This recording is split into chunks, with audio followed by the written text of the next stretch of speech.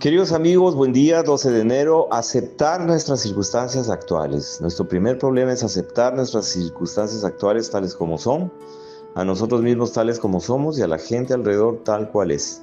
Esto es adoptar una humildad realista sin la cual no se puede empezar a hacer progresos. Una y otra vez tendremos que volver a este punto de partida. Es un ejercicio de aceptación que podemos practicar provechosamente cada día de nuestras vidas.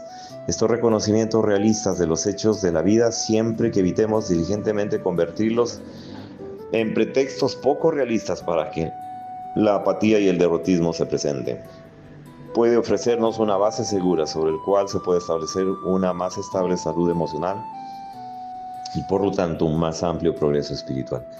¿Sabes cuál es la clave de esta? O sea, tú vas a escuchar en muchos grupos del mundo que AA, Alcohólicos Anónimos, más o menos tiene la aceptación y la acción. Si tú tienes una simbología, en palabras de Jung, de Alcohólicos Anónimos, es aceptación y acción. A mí me lo dijeron hace más de 30 años, Fernando M., y nunca le hice caso. Digo, ¿cómo aceptación? Y eso era. En la aceptación tú vas a encontrar actos de bondad, actos de humildad, actos de amor.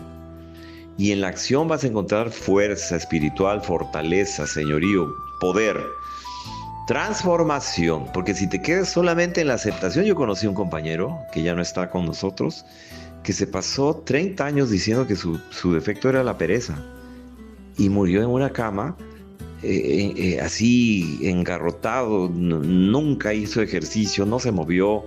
Siempre le escuché hablar de la pereza, pero nunca accionó. Y murió de un infarto en la cama totalmente mal.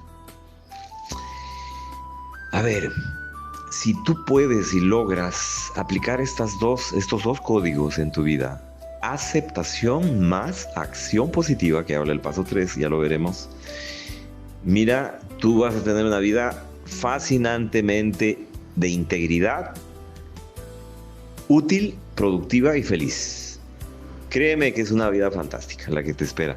Pero aceptación, aceptar a la gente tal como es, a las circunstancias tales como son y a ti mismo tal cual es. De ahí se parte.